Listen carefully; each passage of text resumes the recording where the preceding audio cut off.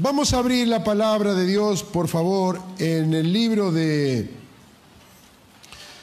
Primera de Crónicas, en el capítulo 13.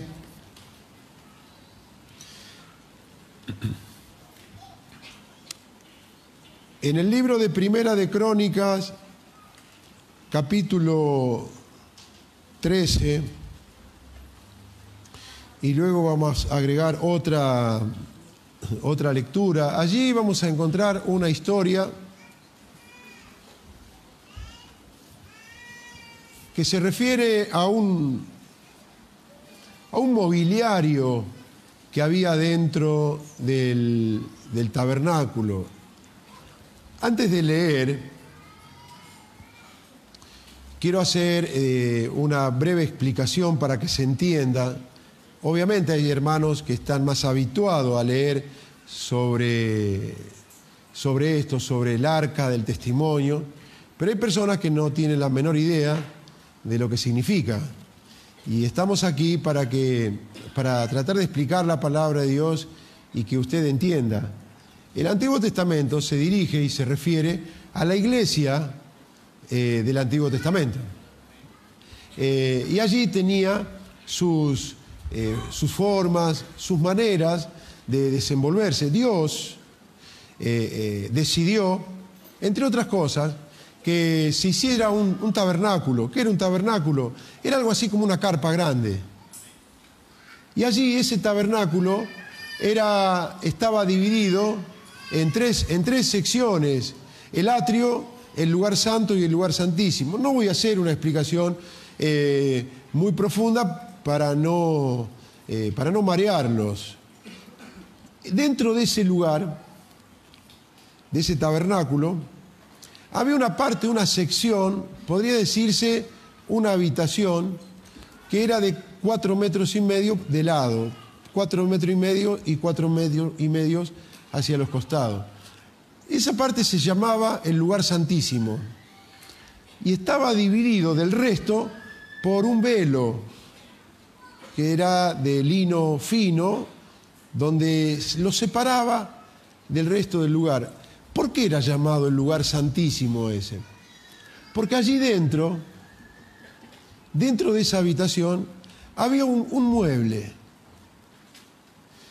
denominado el arca del pacto o el arca del testimonio. En Éxodo capítulo 25, ahí están las indicaciones que Dios le dio a Moisés, cómo debía ser. Ese mueble era un mueble que tenía algo así como 1,15 metros, 1,20 metros, porque son 2,5 codos. Póngale 1,20 metros de ancho por algo así como 60 centímetros de profundidad y de altura también unos 60 centímetros. Era un mueble de madera, todo recubierto en oro y labrado a mano, con un martillo estaba labrado a mano, todo recubierto en oro estaba ese mueble. Tenía una cubierta, una tapa que se llamaba el propiciatorio, y dentro de esa arca, vulgarmente podríamos decirle esa caja, porque era una caja. Dentro de esa caja había 3 cosas que Dios pidió que se guardasen ahí. Una, las 2 tablas de la ley, con las que Dios había dado los 10 mandamientos, estaban guardadas allí. Había otro recipiente, una cajita que tenía el maná. Fue el alimento con el que Dios alimentó durante 40 años a Israel en el desierto. Allí estaba.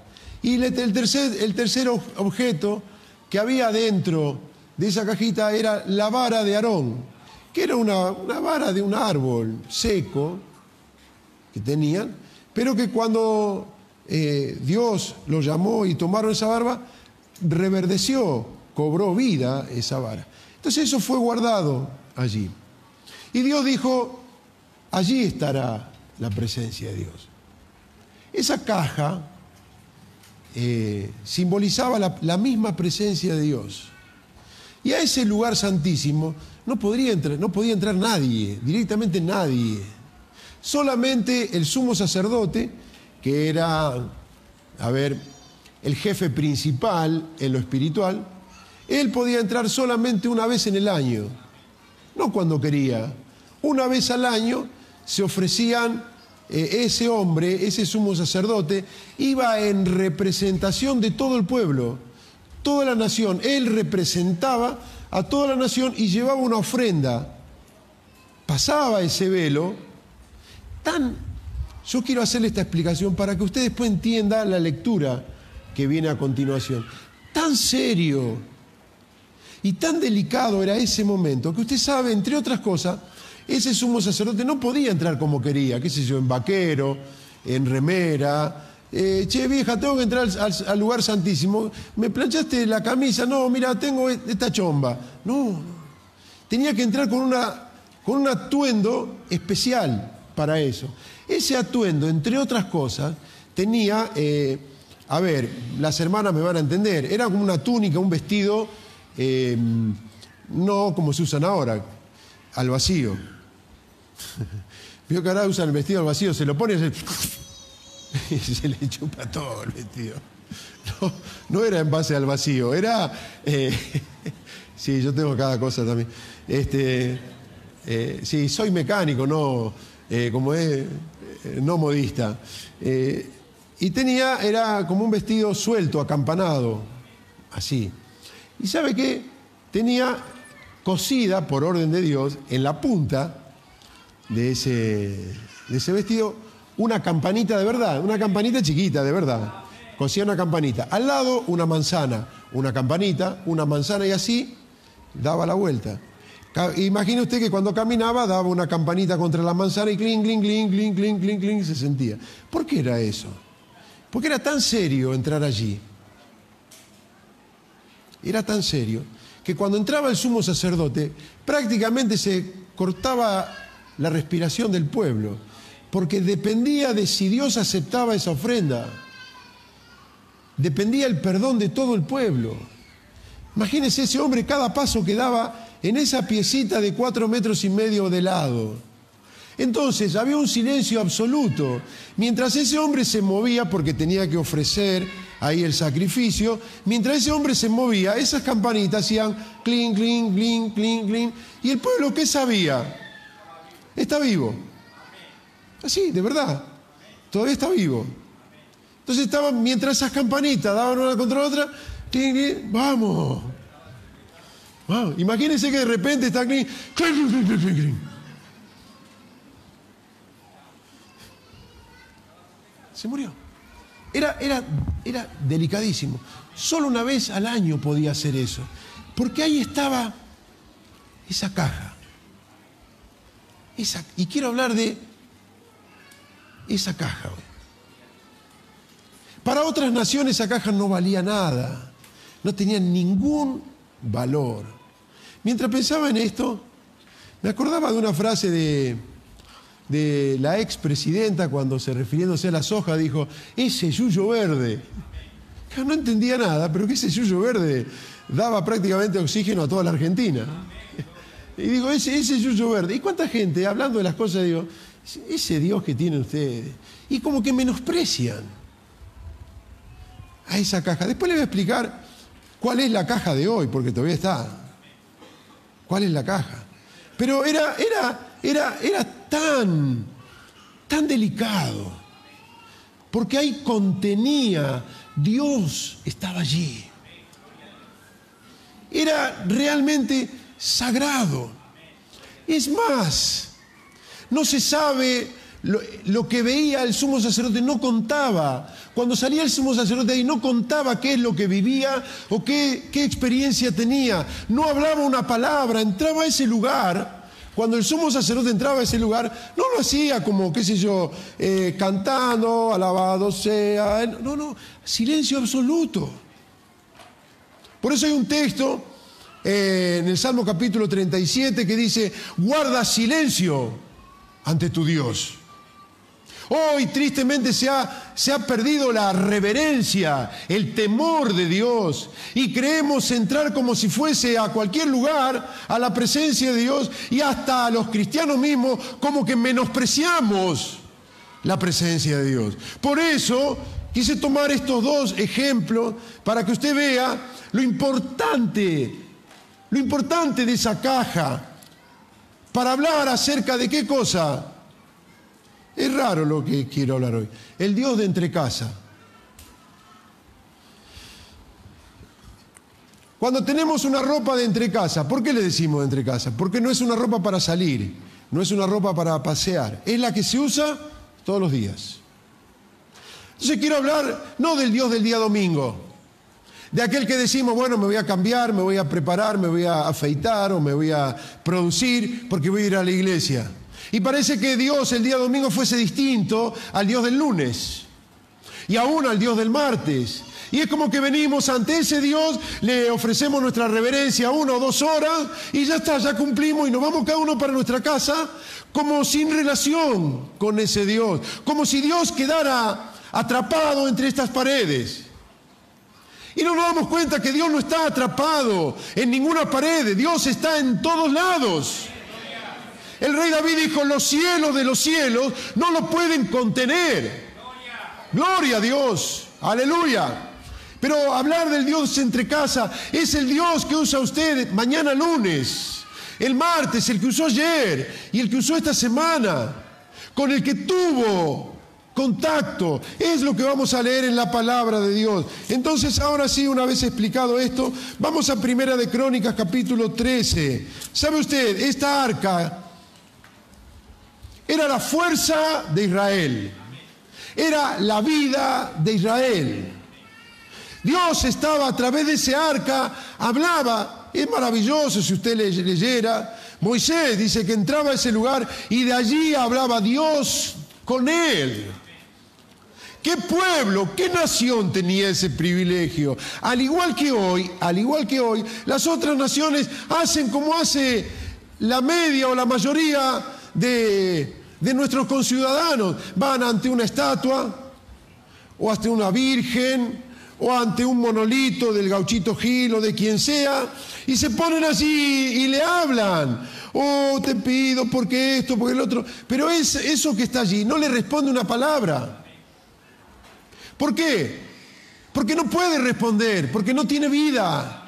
Está construido sea de madera, sea de yeso, sea de metal o aún de algún metal precioso, puede ser de plata y aún de oro, pero no puede responder, tampoco puede escuchar, porque es algo inerte, algo que está muerto. Y así hacían en aquellos tiempos ante otros dioses. Pero aquí el pueblo de Israel tenía un Dios vivo, no solo que oía, sino que hablaba. No solo que oía y hablaba, ese Dios era el que peleaba por ellos, el que los defendía, el que los protegía, el que los guardaba, el que los alimentaba, el que les enseñaba, el que los guiaba. Dice la palabra de Dios hablando de su pueblo a través del profeta: yo te conduje de la mano por el desierto como el padre guía a su hijo. Así es Dios, y podemos decir gloria a este Dios, aleluya. Porque no es un Dios que tenemos que prenderle incienso, ni que pagar una determinada suma de dinero, ni siquiera que escalar una montaña para conocerlo. Dios está aquí en esta noche. Y está al lado tuyo y Dios quiere hablar a tu corazón. Es maravilloso este Dios. Todo eso estaba simbolizado en esta arca. Esta arca había sido secuestrada por unos enemigos de Israel, que se llamaban filisteos. 7 meses antes, estos filisteos sabían que esa arca tenía algo distinto. Y sabían que ellos no podían contra los israelitas, no podían, porque esa arca tenía algo distinto, que sus dioses no lo tenían. En esa caja había algo que a ellos los tenía locos, que los corría de lugar en lugar. Entonces tomaron esa arca y se la llevaron. Después, quizás, si el tiempo nos dé, tenemos que leer un poquito acerca de qué es lo que pasó con esa arca. Pero aquí el rey David decide recuperarla. El rey Saúl no le dio importancia, y la dejó descuidada. Pero ahí viene el rey David y dice, tenemos que recuperar. ¿Por qué la caja? La caja era la presencia de Dios. Y David dijo, tenemos que recuperar la presencia de Dios.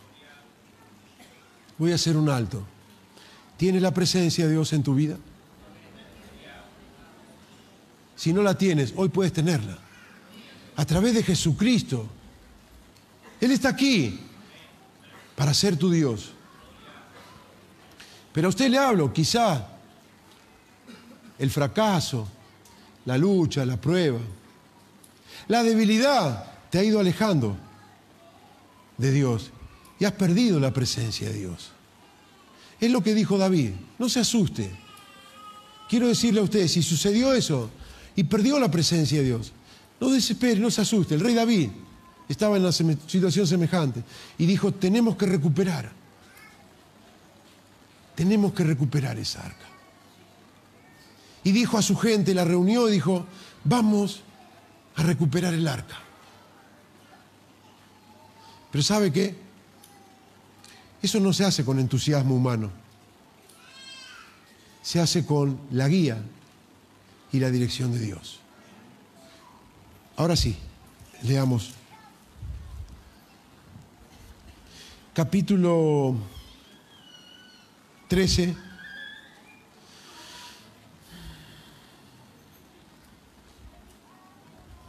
Dice, entonces David tomó consejo con los capitanes de millares y de centenas y con todos los jefes. Y dijo David a toda la asamblea de Israel, si os parece bien, y si es la voluntad de Jehová nuestro Dios, enviaremos a todas partes por nuestros hermanos que han quedado en todas las tierras de Israel, y por los sacerdotes y levitas que están con ellos en sus ciudades y ejidos, para que se reúnan con nosotros y traigamos el arca de nuestro Dios a nosotros, porque desde el tiempo de Saúl no hemos hecho caso de ella. Y dijo toda la asamblea que se hiciese así, porque la cosa parecía bien a todo el pueblo. Entonces David reunió a todo Israel, desde Sior de Egipto hasta la entrada de Hamat, para que trajesen el arca de Dios de Kiriat Jearim. Y subió David con todo Israel a Baala de Kiriat Jearim, que está en Judá, para pasar de allí el arca de Jehová Dios, que mora entre los querubines, sobre la cual su nombre es invocado. Y llevaron el arca de Dios de la casa de Abinadab en un carro nuevo, y Usa y Ahío guiaban el carro. Y David y todo el pueblo se regocijaban delante de Dios con todas sus fuerzas, con cánticos, arpas, salterios, tamboriles, címbalos y trompetas.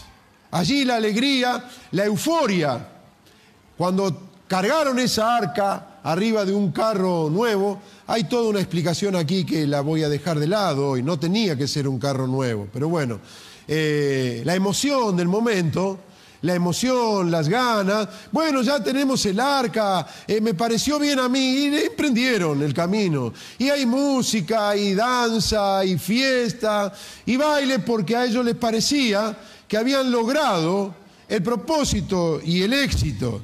Y dice, versículo 8, y David y todo Israel se regocijaban delante de Dios con todas sus fuerzas, con cánticos, arpas, salterios, tamboriles, címbalos y trompeta. Pero cuando llegaron a la era de Kidón, Usa extendió su mano al arca para sostenerla, porque los bueyes tropezaban.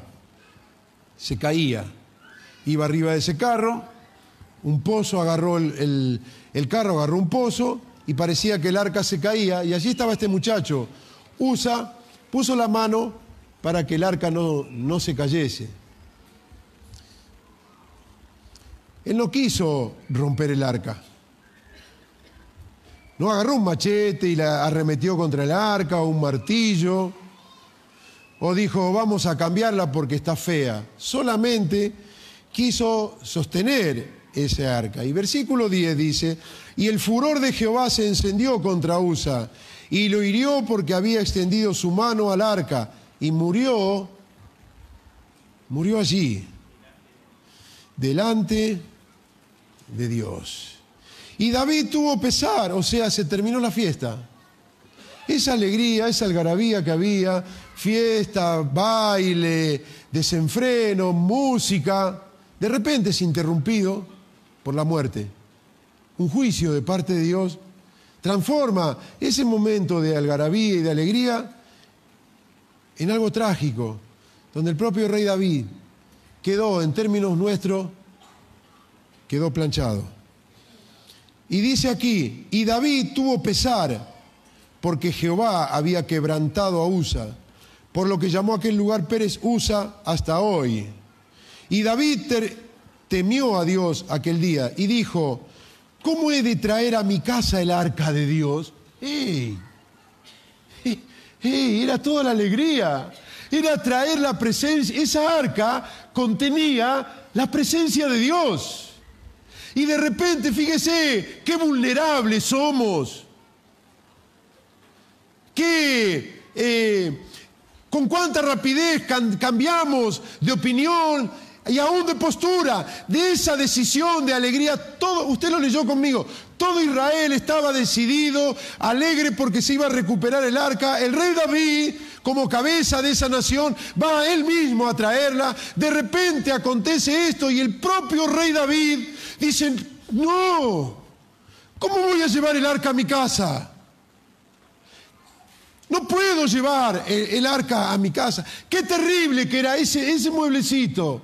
Qué terrible. El propio rey David ve un juicio de parte de Dios. Usted debe entender y situarse en el momento. Cantos, alegría, fiesta. De repente un pozo.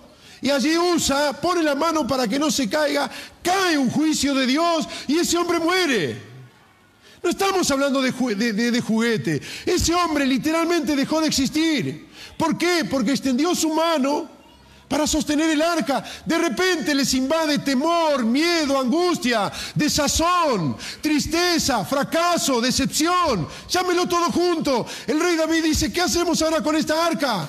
Yo, era el rey, era el ungido. Si había una persona, escúcheme bien por favor, si había una persona en el pueblo de Israel, en todo el reino, merecedora de que el arca esté en su casa, ese era el rey David. A los ojos de nosotros los analistas, los críticos y aún los teólogos, no había en todo el reinado de Israel otra persona más apropiada para llevar esa arca que el rey David. En otra palabra, era el rey. Yo hubiese sido uno de los que estaba ahí. Rey, usted es el jefe, así que hágase cargo. No. Usted es jefe. Dios lo ungió a usted. Vaya usted. ¿Qué fue? ¿Miedo de David? No. Fue respeto. Y ahora usted va a ver. Fue humildad.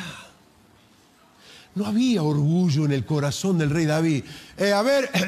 Dios sabe por qué lo mató porque cualquier cosa. Démela a mí. Ese hombre tenía el temor de Dios. Él sabía que por más rey que fuese, él sabía que era igual que el resto a los ojos de Dios. Y Dios, ¿por qué aceptó la negación de David? Nosotros todos los que estamos acá, incluyéndome a mí, lo hubiéramos criticado. Y hubiéramos dicho, ¿qué clase de dirigente es el rey David? ¿Qué asustó? Y otros hubiéramos dicho, me parece que el rey anda en algo raro. Porque si tuvo miedo de que lleven el arca, ¿viste? Porque me parece que rápido somos para criticar, hermano. Siempre la crítica está ahí, a flor de labio. Y lo hacemos sin saber los planes de Dios, porque creemos que Dios se maneja con nuestros preceptos y con nuestras formalidades. Y Dios es soberano. Soberano significa que Él hace como Él quiere, porque a Él no hay nadie que le diga que tiene que seguir un patrón de conducta o tiene que seguir una norma o seguir una regla. Dios es Dios y fuera de Él no hay más. Y delante de Dios todos somos siervos de Dios. No hay uno que sea más y otro que sea menos. Yo hoy estoy aquí predicando la palabra de Dios, pero no valgo más que usted. Para Dios valgo lo mismo que usted. Porque allí en la cruz del Calvario Jesús pagó lo mismo por mí que por cada uno de los que estamos aquí. Y eso debemos entenderlo. Debemos comprender que delante de los ojos de Dios no hay ninguno que sea descartable ni menospreciable. Y el rey David lo sabía. Fue criticado quizás, pero él lo entendió. Y lo comprendió. Y hay veces que se le quiere cargar al hombre de Dios, al dirigente y aún al pastor, cosas que no tiene por qué llevar. Pero ahí le cargamos, oh, pero tiene que hacerse cargo porque él tiene que estar al frente y tiene que hacer todo. No, Señor. Así el rey David dijo, no, a mi casa no. No puedo llevar el arca a mi casa. ¿Y qué hacemos, rey? ¿Devolverla? No podemos devolverla. ¿Qué hubiéramos hecho nosotros? Entre todos nos hubiéramos juntado y hubiéramos dicho, elijamos a ver. ¿Quién es el inmediato del rey David? Alguien que reúna todas las condiciones.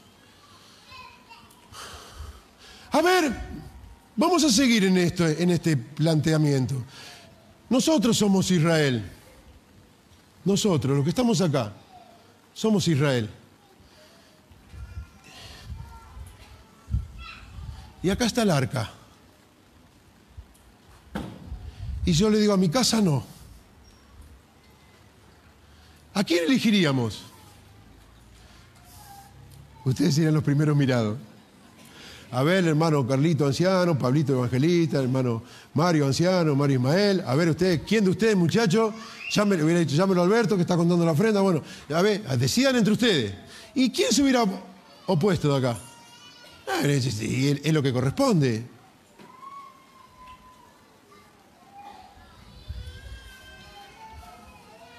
Pero si de repente por ahí en el medio de la congregación levanta la mano alguien y dice, hermano, ¿por qué no se la dan al arca que la lleve a la casa de un hermano portero? ¿Quién tengo? Allá justo derechito tengo a Francisco. Alguien diría, ¿por qué no se lo llevan a la casa de Francisco, al arca? ¿Hubiéramos estado todos de acuerdo? Y no, hermano, si no hay algún anciano, busquemos un diácono, qué sé yo, pero un portero. ¿Sabe dónde terminó el arca?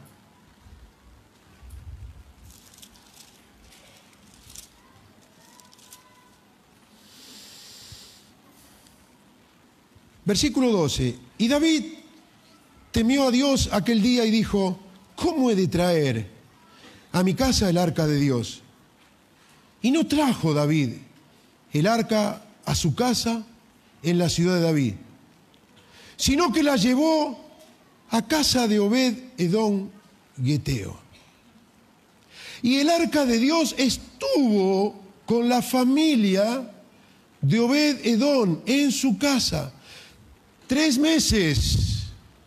Y bendijo Jehová la casa de Obed-Edom y todo lo que tenía. ¿Sabe quién era este Obed-Edom?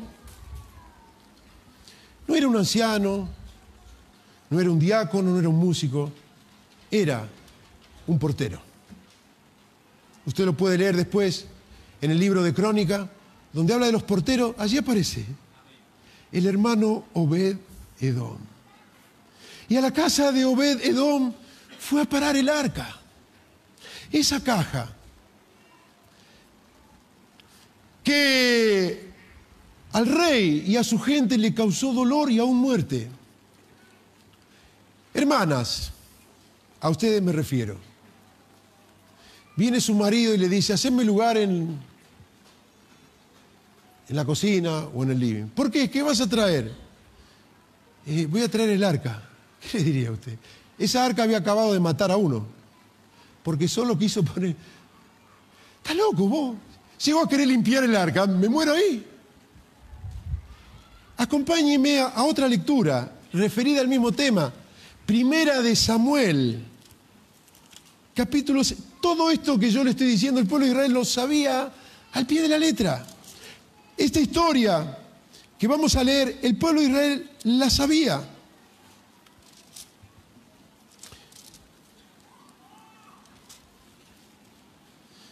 Primera de Samuel, capítulo 5.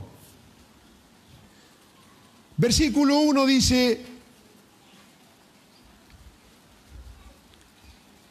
hay mucho ruido a hoja, o sea, se ve que todavía está buscando.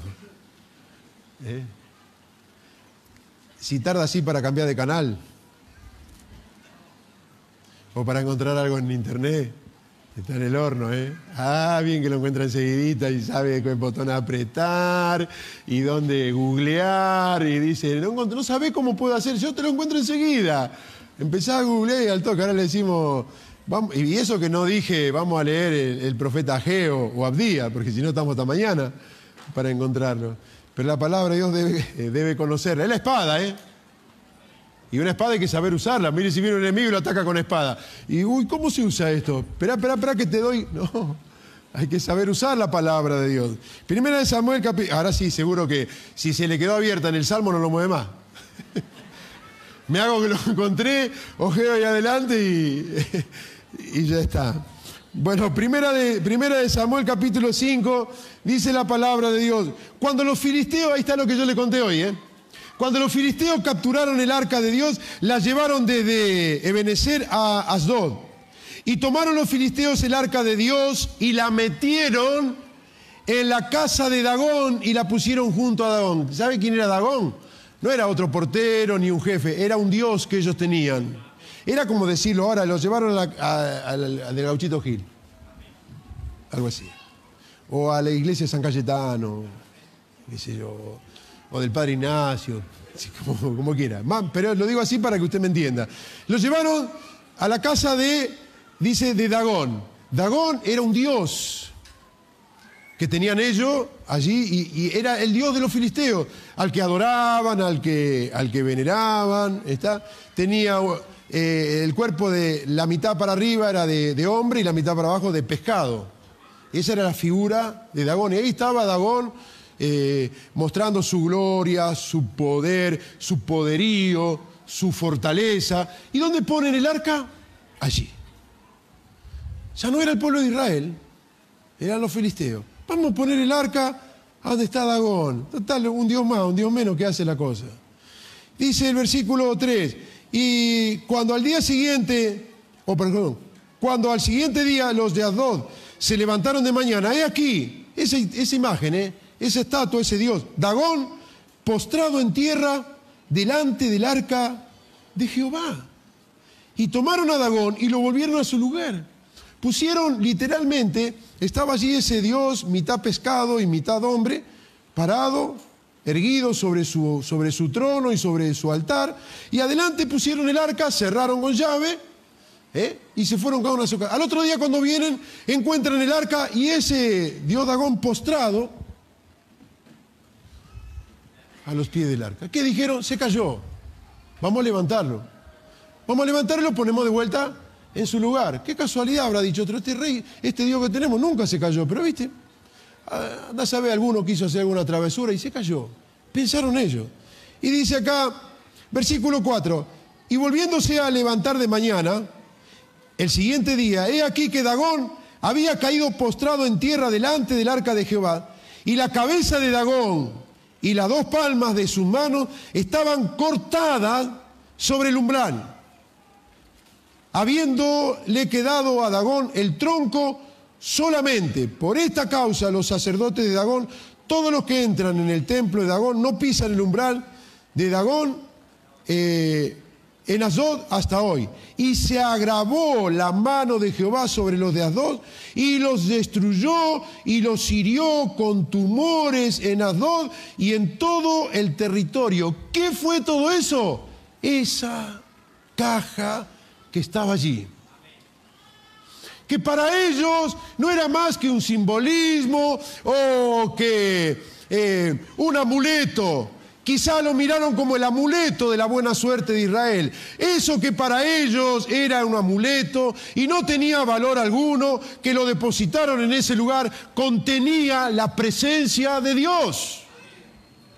Y en la casa de los filisteos causó terribles estragos. Pero qué cosa, va a la casa de Obed-edom y ¿qué leímos?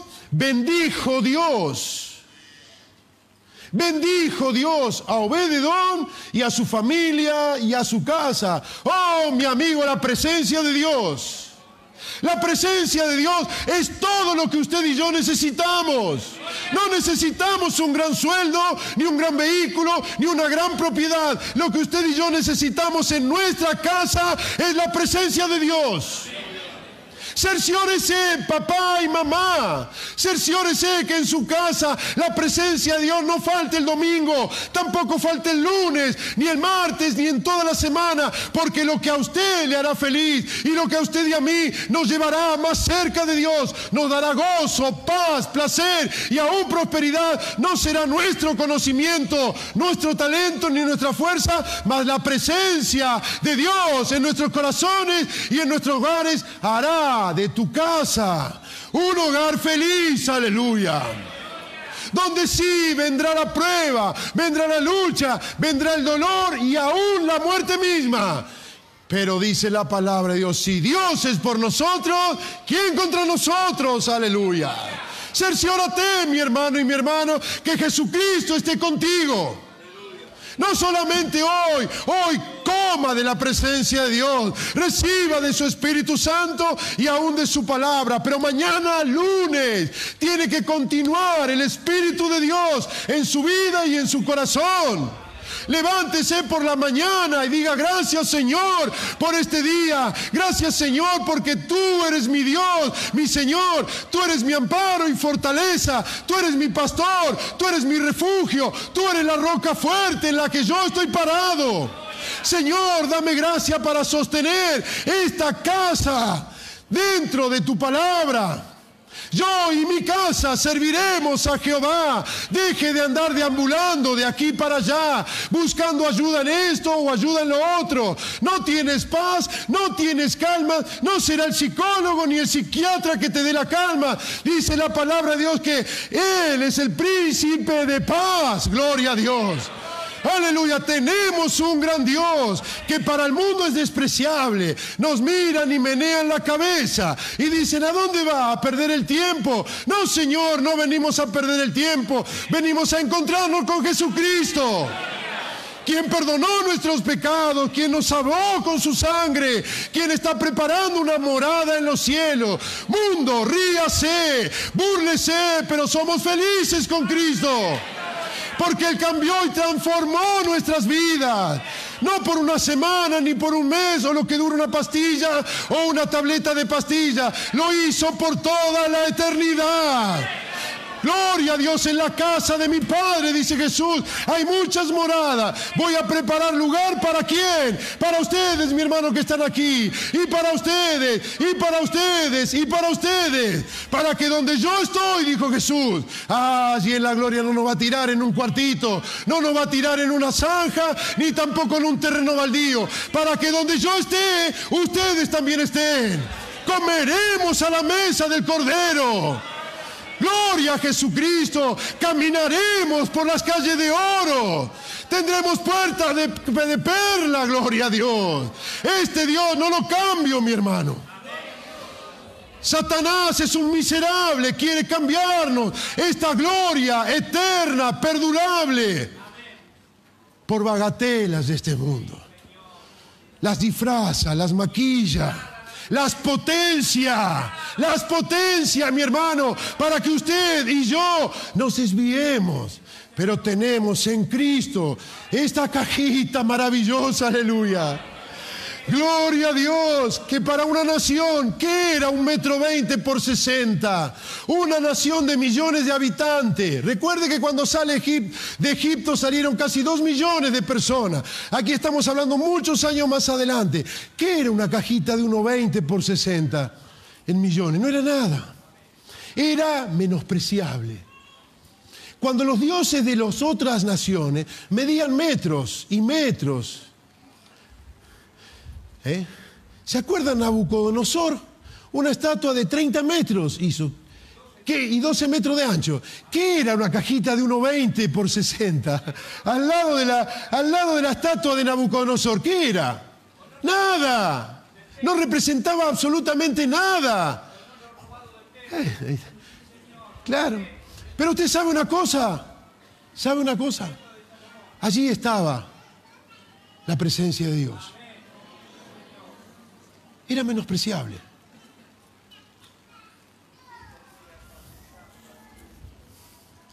Venía un babilonio y le decía, por ejemplo, a Daniel, ¿y tu Dios? ¿Dónde está tu Dios? Y si Daniel le explicaba acerca del arca, el babilonio decía, ahí está. ¿Tan chiquito es tu Dios? Ese mismo babilonio le decía a Daniel, mira el Dios que tenemos nosotros. 30 metros la estatua. Ese babilonio le decía, ese es Dios. Y Daniel le decía, sí, pero en esa arca es sagrada, porque está toda cubierta en oro. Y el babilonio le decía, ¿y el Dios que tenemos nosotros? Es todo de oro. Era menospreciable. Al lado de, pugnaban en aquellos tiempos por quién tenía el Dios más voluminoso, más impactante. De repente venía Israel con una cajita. ¿Y qué era eso? El mundo nunca entendió, ni lo va a entender jamás, porque el mundo y Dios se oponen entre sí. El mundo está guiado por Satanás, el príncipe de este mundo. Nosotros, el Hijo de Dios, tiene otro rey, otro príncipe. Jesús es el príncipe de paz. Ya no está más esa cajita de 1.20 por 60. Ese mismo Dios dijo ahora no será un tabernáculo, ahora no será una caja de 1.20 por 60, ahora andaremos entre medio de ellos. Y Jesús dijo, vendremos a Él. ¿A quién Él? A usted, a mí, al de aquí, al de allá. Veremos a Él y haremos morada con Él. Tu corazón es la cajita. Tu corazón está la presencia de Dios allí. Jesús tomó ese corazón, por eso dice la palabra de Dios, dame, hijo mío, tu corazón. Ese corazón negro por el pecado, cargado de mentira, cargado de engaño, cargado de maldad, cargado de violencia o cargado de indiferencia, cargado de incredulidad. Ese corazón Jesús lo toma, aleluya, lo sumerge en la sangre de Cristo, limpia todo pecado y entra a vivir allí adentro. Bendito sea Jesucristo, aleluya. Es maravilloso el Evangelio porque es la única religión en el mundo que el Dios a quien adora vive dentro de él, aleluya. Gloria a Dios. Vaya allí al católico con todo su Vaticano, con todas sus luces, pero el Dios que ellos tienen está colgado de una pared o colgado de un altar o en una muralla, mas el Dios que tú y yo tenemos vive y mora dentro de tu corazón. Aleluya. Gloria a Dios. Bendito este Dios, mi hermano. Cuida, por favor, cuida la presencia de Dios. Vendrán los filisteos. ¿Quién eran los filisteos? Satanás. Satanás. Ellos pugnaban, no querían el arca para adorarla. Nunca les interesó. Nunca les interesó saber qué había dentro del arca. Ellos solo querían sacarle el arca a Israel, porque sabían que ese mueblecito contenía el poder y la vida de Israel. El mundo nunca le interesó a Cristo, nunca le interesó la palabra de Dios, ni le interesó tus cantos, ni tu devoción a Cristo. El mundo quiere, porque es el emisario de Satanás, el mundo quiere tu corazón. Y vendrá como lo hizo con los filisteos, para robar y para hurtar la presencia de Dios. Y allí cedemos a las pruebas, a las tentaciones y a las luchas. Pero mi hermano, en esta noche la palabra de Dios se levanta con una voz de alarma y con una voz de alto y te dice, cuida, cuida como hizo Obed-Edom, cuida la presencia de Dios. A estos filisteos no les interesó esa arca, pero este muchacho Obed-Edom, un portero, ¿quién daba mucho por este hombre? Era un nadie. Ese hombre amaba a Dios. Vio en esa caja su oportunidad. Vio allí lo que otros no vieron. Yo quiero preguntar, por favor, sé honesto. ¿Qué ves en Cristo? ¿Qué ves? Le estoy hablando ya no de los filisteos, dejémoslo de lado. Si después usted quiere ser más ilustrativo, puede leer esta misma historia que leímos en el libro de los Reyes y ver que la compañía que el rey David tenía no era cualquiera. Llevó lo escogido de Israel. No es que dijo, vamos a un campamento. Hermano David, usted sabe, acá hay uno medio nuevo, ¿qué hacemos? ¿Lo llevamos? No, sí, decirle que venga nomás. Otro, hermano David, acá vino uno que se apartó, el Señor, pero era medio que quiere volver. ¿Qué hacemos? ¿Lo llevamos? Sí, que venga. No, eso no fue así. No. David eligió lo mejor que había en el pueblo. Pero ese hecho de la muerte de Usa, que vuelvo a repetir, tiene un montón de connotaciones que hoy no vamos a hablar. Esa muerte que fue un juicio de Dios. Imagine usted el momento. Fiesta, algarabía, saltos, danzas, porque estaba el arca allí, recuperamos y allí, de repente es cortada por una muerte. No terminaron de tragar ese momento, donde el miedo y el terror invadió a todos. El propio rey, él dice, yo no puedo traer el arca. Y Dios, ¿dónde la deposita? En la casa de un portero. Qué distinto que es Dios a la hora de designar a lo que somos nosotros. ¿Se recuerda usted cuando Dios le dijo a Samuel, había que elegir un rey, sucesor de Saúl? Samuel tenía que elegirlo. Él era el enviado. Pero Dios le toca el hombro y dice, Samuel, espera, no corra, espera un cachito. No mires a su parecer. O sea, no te impresione lo de afuera. No mires a su parecer ni a lo grande de su estatura. Porque Jehová no mira lo que mira el hombre. Eso lo encuentra usted en 1 Samuel capítulo 16, versículo 7. Porque Jehová no mira lo que mira el hombre. Y dice Dios, porque el hombre mira lo que tiene delante de sus ojos, pero Jehová mira el corazón. ¿Cuánta apariencia había allí? Aparentemente, ¿cuántos eran dignos merecedores de esa arca? Todos menos un portero. No porque esté menospreciando el cargo de portero, para nada. Pero a los ojos del hombre,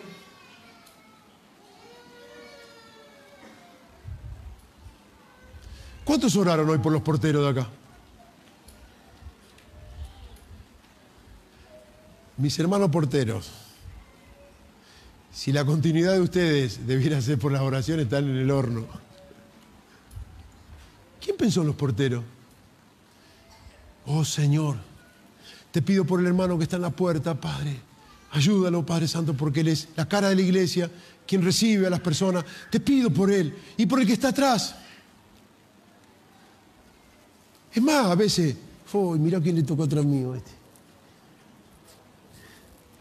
Este me tiene con el nene que en cualquier momento le tiro con nene y todo. ¿Por qué no pone otro el pastor? Justo este viene a meter. Ya ves, vine al culto, ya me arruinó. Ya me amargó. ¿Por qué lo tuvieron que poner allí? Y en ese lugar, ¿quién estaba? En ese lugar estaba Obed-Edom. Pero había en ese hombre, había un corazón amante de Dios. No escribió ningún salmo, no escribió ningún libro ni ningún capítulo, pero fue el hombre ejemplo único que en todo Israel recibió en su casa al arca de Dios. ¡Aleluya! Tú puedes tener todo Jesucristo contigo y en tu casa. Pero yo no soy. No, Dios quiere tu corazón, ¿lo entienden? Yo digo, es difícil darle el corazón. Qué mezquinos somos. Queremos tener a Dios y al mundo. No se puede. ¿Por qué los otros no quisieron? ¿Por qué no se ofrecieron? ¿Por qué Obed-Edom dijo, sí, es lo que quería? Imagino yo ahí mientras debatían entre a dónde iba el arca, en la casa de quién, ahí Obed-Edom estaba. Yo, acá, aquí, a mí. Y miraba al rey, miraba a todos menos allá. Pero ahí había un corazón. Pero había los ojos de Dios que lo habían mirado. Gloria a Dios. Y así fue el arca a su casa. Imagine tener esa arca que había terminado con el dios Dagón. Si lleva el arca a la casa, ¿por qué postró Dios a Dagón? Porque era algo que Dios abominaba. Y Dios no convive con el pecado. ¿Quiere llevarse el arca hoy a su casa? Pero mire que va a caer juicio ahí. Y el arca entró para limpiar y dice, bueno, yo entro a tu casa, pero ¿habrá algo que tendrá que limpiar Dios? Si mañana se levanta usted y va a desayunar y ahí está el arca, ¿cómo va a ser ese día? ¿Los gritos pelados? Dale, nena, que tengo la hora de trabajar. ¿Vos qué te crees que no ve? No, va y chuduco, yo. Está el arca de... Vení, vieja, para afuera, quiero decirte algo. ¿No sería distinto el día? O llega del trabajo con todos los pelos parados. ¿Qué pasó acá? ¿Qué? Está el arca ahí. No digo nada. Esa cajita, ¿cómo ordena todo esa cajita? Pero lo ordena para bien, mi hermano. En lo de Usa había un corazón temerario. No pasa nada. El mismo espíritu de Usa está hoy. El mismo espíritu de Usa está hoy vivito y coleando en las iglesias y aún acá. No pasa nada. No es tan así. ¿No escuchó esa frase usted? Se predica la palabra de Dios porque sin santidad nadie verá a Dios. No tenemos que... No es tan así. Dale, no pasa nada. Dios es bueno. Dios es bueno. Dios es bueno. Dios es bueno. Dios es bueno. Pregúntele a Usa. Usa no agarró un martillo, esta arca, a ver si realmente está Dios acá, le voy a dar un garrotazo a ver si... No. Tampoco Usa dijo, che, vamos a ponerle una calcamonía más honda, más heavy, para que cuando pasemos la gente diga, che, no están tan anticuados con una cajita, están entrando en la onda. Usa no dijo, bueno, traje unas tiras de LED RGB para que hagan cambio de luces y de colores, y la gente diga, se están actualizando. No hizo nada de eso. Solo puso la mano y cayó la ira de Dios. Ese Dios es el mismo hoy. Estamos en la era de la gracia. Hoy no cae la mano de Dios y nos mata literalmente. Pero sí, la iglesia de Jesucristo, créame mi hermano, y lo digo con total certidumbre, está llena hasta las narices de cadáveres.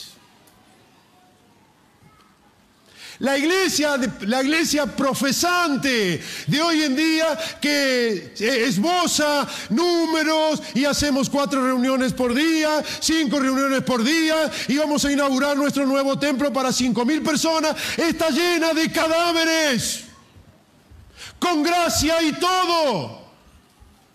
¿Por qué? Porque hoy perdimos el temor de Dios, jugueteamos un poco de mundo, un poco de Cristo y hacemos una mezcla fatal. Y ya Dios no está en los hogares. ¿Por qué cree que los hogares están inmersos? Contaminados hasta las orejas con el mundo. ¿Cuánto tiempo le brindamos a Dios en nuestras casas? Lo mismo que un muerto le dedica a las plantas y a las flores. ¿Cuánto tiempo le dedica el muerto a las plantas y a las flores? Nada. ¿Por qué? Porque está muerto. Y así sucede hoy con nuestros cánticos modernos, con nuestras predicaciones elocuentes, con nuestras reuniones atractivas, con nuestras reuniones a la moda, con nuestros grupos musicales compitiendo por los premios Grammy y por los primeros lugares. Con eso y todo, la iglesia profesante está llena de cadáveres. Usa por todos lados. Hay cadáveres en los púlpitos predicando mensajes de muerte para muertos. Son predicaciones que nacen en un corazón muerto, dirigida a un pueblo muerto. Pero en esta noche quiero despertarte, mi hermano. Dios no está jugando al mundillo. Dios no está compitiendo con esta religión ni con la otra. Le costó la sangre de Jesucristo. El Santo de Israel tuvo que dejar su trono de gloria. ¿Para qué? Para pagar tu pecado y el mío. Él no vino a juguetear o a jugar a la play. No vino a dar un paseo por los lagos glaciares o a buscar las 7 maravillas del mundo. Jesús vino con una misión: cargar tu pecado y el mío. Todas tus mentiras, todas tus tentaciones, todo lo que aparta tu corazón de Dios, Jesús lo puso sobre sus espaldas. Y así fue con tu pecado y con el mío. Fue al patio de Pilato. ¿Para qué? ¿Para qué fue al patio de Pilato? ¿A jugar ajedrez?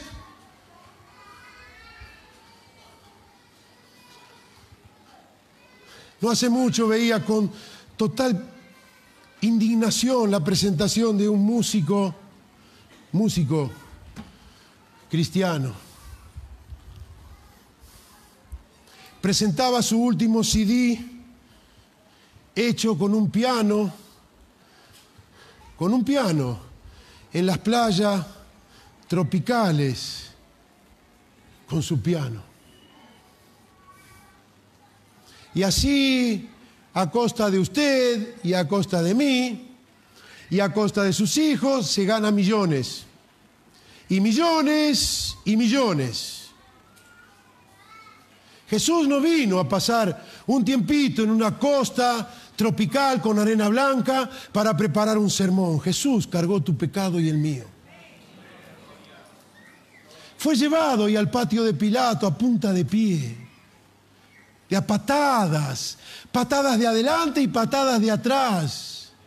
Pasaba un soldado romano y le daba una cachetada, como si fuera un monigote. ¿Quién era ese? Ese era el Hijo de Dios. ¿Por qué lo cacheteaban? Y otro iba y escupía su rostro y la saliva caía por sus costados. ¿Por qué? Porque había pecado, porque había insultado, porque había robado. ¡No!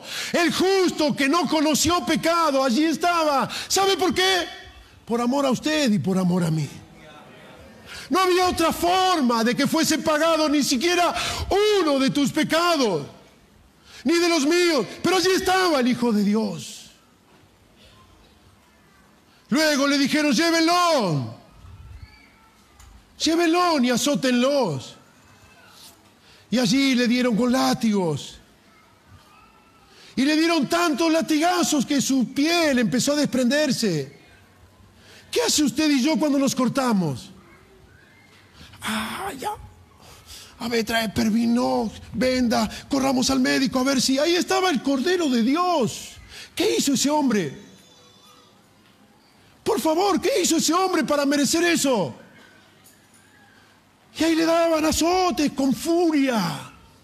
Con esa misma furia que el mundo resistió siempre a Dios. Por eso el apóstol Santiago dice, oh almas adúlteras, ¿no se dan cuenta que la amistad con el mundo es enemistad con Dios? Este mundo crucificó al Cordero de Dios. Pero no contento de darle latigazo, tomaron varas. ¿Le dieron alguna vez con la vara? Se te levanta la piel, ¿eh? Y cada ratito que pasa empieza a doler más que el primer golpe. Le dan un varazo, ¡pah! ¡Ay, ay! Y después empieza más, ¡ah, ah, ah, ah! Y allí, con varas, jugaban con el Cordero de Dios. Y elegían qué parte del cuerpo pegarle. Después nos dice Isaías nos cuenta que su rostro quedó desfigurado de los golpes de puño que le dieron. Uno tras otro. ¿Qué hizo ese hombre? Eso le costó. Luego cargaron una cruz, no como la que vemos hoy. No era de oro ni de plata. Ni siquiera era la cruz que hace la carpintería para adornar. Era un pedazo de madera rústico donde las astillas se le clavaban. Debilitado él, debilitado, tropezó y cayó. Porque él era todo Dios y era todo hombre. Se hizo hombre, dice la palabra de Dios. Sus piernas no soportaron. Trastabilló y cayó. Pero no vino Pedro corriendo a cargar esa cruz, ni el amado San Juan. Tampoco Mateo, el recaudador de impuestos, ni Bartimeo tampoco, que era ciego. No dijo Bartimeo, él me salvó la vida a mí, denme esa cruz. Tomaron un tal Simón de Cirene, un morocho que venía del campo, esclavo seguramente, y le pusieron esa cruz. Lo llevaron con eso y todo al Gólgota, lo acostaron sobre ese cuerpo que ya estaba.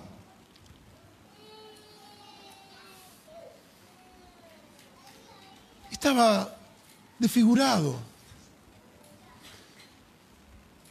Colocan un clavo, no era un clavo punta París, ni un clavo cajonero de los que nos conocemos. Era un pedazo de hierro, seguramente oxidado y todo sin punta tal vez. Y ahí le dieron. Y otro más, y otro más. Hasta que por fin lo levantaron. ¿Qué hizo ese hombre? Te pregunto, ¿no es tan así? Póngase en lugar de Dios, Padre. Dios tuvo que ver, papá. Por favor, piense un segundo. ¿Qué haría usted si ve que maltratan a su hijo? Mamá, dígame usted por un instante, ¿qué haría usted si ve que alguien está maltratando a su pequeño? Dígame si no correría con toda la furia del mundo y desmenuzaría a aquel que se atrevió a poner una mano sobre su hijo. Ahí hicieron todo eso y Dios en silencio contemplando esa actitud. ¿Piensa usted que Dios está juzgando?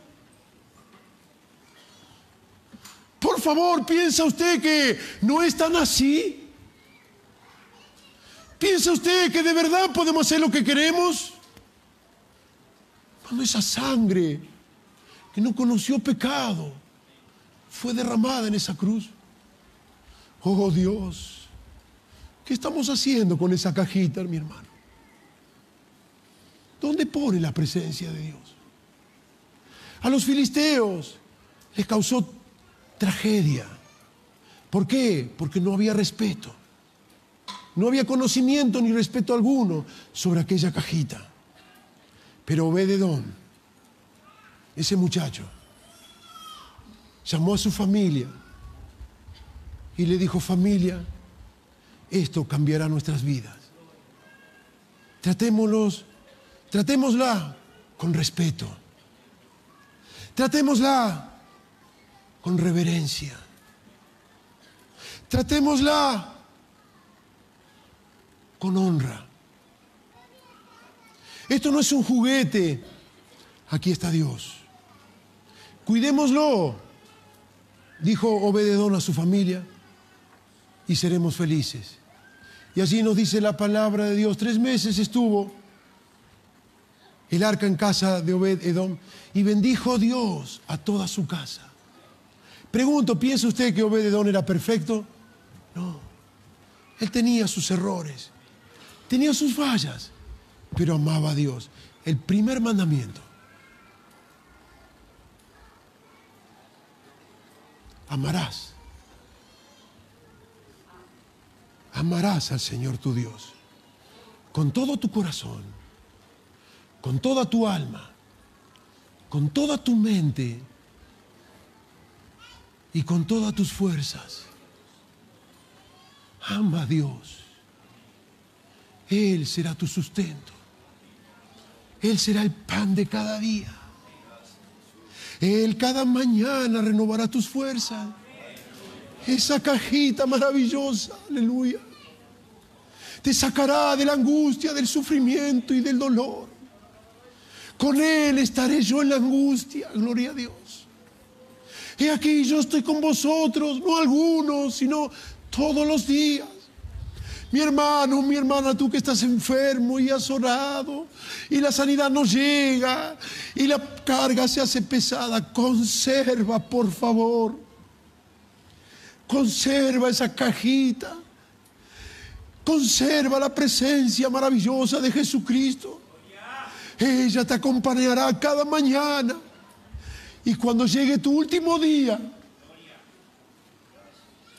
cuando llegue tu último día aquí en la tierra y tenga que despedirte de este mundo, Él estará allí. Te tomará de su mano. Gloria a Dios. En medio de la agonía, del dolor, y cuando la muerte diga llegó tu hora, Él tomará de tu mano y te guiará a la patria celestial. Aleluya. Gloria a Jesucristo. No cambies, mi hermano, la presencia de Dios. Satanás vendrá, el gran emulador. Él vendrá con argucias, con seducciones, con tentaciones. Él quiere que pierdas la presencia de Dios. En esta noche ruego a Dios que Él toque tu corazón. Gloria a Jesucristo. Si hay algún corazón incrédulo, solo la gracia de Dios. No será mi palabra ni el tono de voz, sino el Espíritu Santo y la gracia de Dios quien golpea tu corazón. Cristo murió por tus pecados. Cristo murió por tu salvación. Cristo murió por tu paz. Cristo murió por tu gozo. Cristo murió por tu felicidad. Aleluya.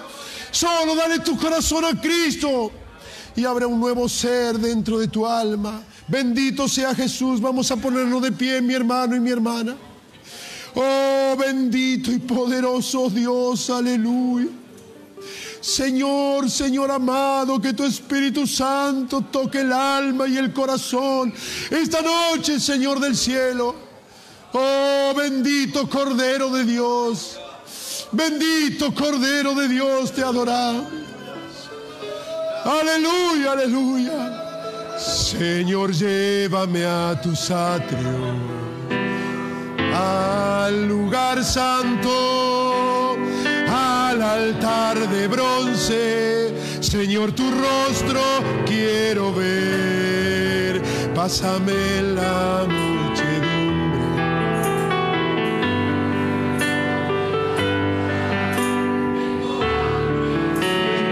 Justicia, y solo encuentro un lugar. Llévame al lugar santísimo. Ese es tu lugar. Ese es mi lugar. Aleluya. Bendito Cristo, toca el alma y el corazón esta noche. Gloria al Cordero, gloria, gloria al Cordero de Dios.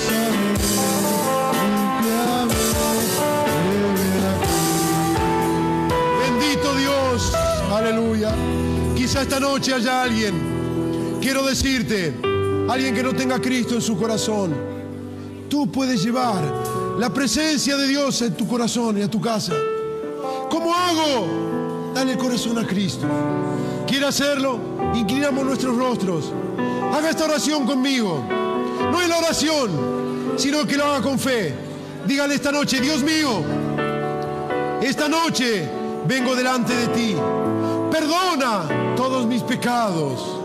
Límpiame con la sangre del Cordero de Dios. Yo te acepto en mi corazón como mi Señor y mi Salvador. Señor, entra en mi corazón. Dame el gozo de sentir tu presencia y dame la gracia de seguirte cada día de mi vida. Te lo agradezco en el nombre de Jesús. Amén, aleluya. Sí, así es. Si hizo esta oración con fe, Jesús entró en tu corazón. Amén, aleluya. Vamos a orar, mi hermano. Yo siento la presencia de Dios aquí. El Espíritu Santo está en medio nuestro. Mientras cantamos aquí, ¿quiere pasar aquí adelante? Venga. Vamos a orar todos juntos.